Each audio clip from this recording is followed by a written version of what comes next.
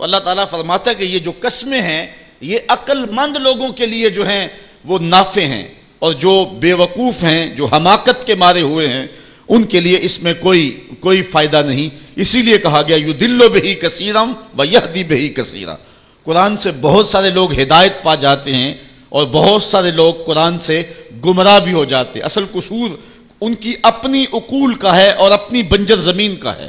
12 کے در تبش خلاف نیست، در باغ لالا رویت و در بوم خار و خس، یہ بارش برس رہی ہے۔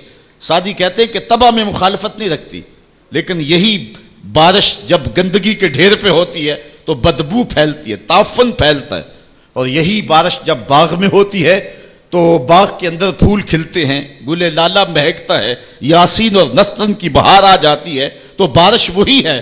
کہیں گندگی اور بدبو پھیل رہی ہے اور کہیں پھول چٹخ رہے ہیں اور کلیاں مہک رہی ہیں۔ قرآن تو اجالا دیتا ہے اور قرآن کی قسمیں من میں یقین اگاتی ہیں، لیکن کچھ لوگ گمراہ ہو جاتے ہیں اور اسی قرآن کو پڑھ کے کچھ لوگ ہدایت کے اجالے پا جاتے ہیں۔ تو کہا کہ یہ جو 5 قسمیں ہیں یہ عاقل لوگوں کے لیے اس میں ہی ہدایت ہے اور اس میں ہی ان کے لیے بہت کچھ ہے۔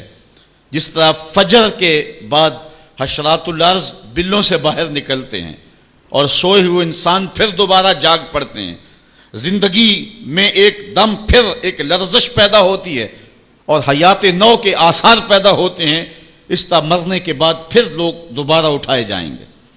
کافر کہتے تھے کہ ہم یہ بات نہیں تسلیم کرتے کہ بندہ مرنے کے بعد اٹھایا جائے گا۔ سورہ یاسین اٹھائیے، وہ کہتے ہیں کہ جب ہماری ہڈیاں ہو جائیں گی اور ہڈیاں زمین کے اندر گل سڑ کے مل جائیں گی تو پھر ان مردہ ہڈیوں کو کون اٹھائے گا؟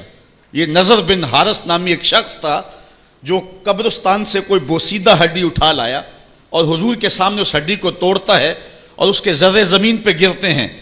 کہتا ہے کہ ان ہڈیوں کو اٹھایا جائے گا جبکہ یہ بالکل جو ہے وہ ریزہ ریزہ ہو گئی۔